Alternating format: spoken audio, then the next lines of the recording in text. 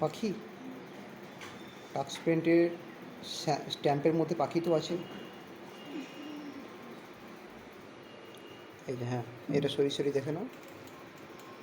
বের আস্তে আস্তে আস্তে আস্তে সরো, আরো আরো মুভ করো।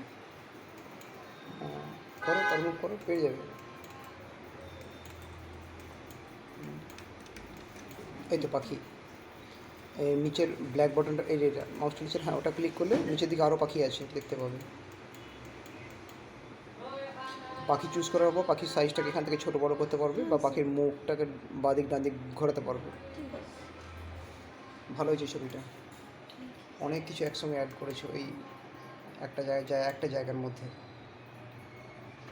তবে নৌকাটা একটু ছোটো লাগছে আমার, নৌকাটা বড় হলে ভালো হতো।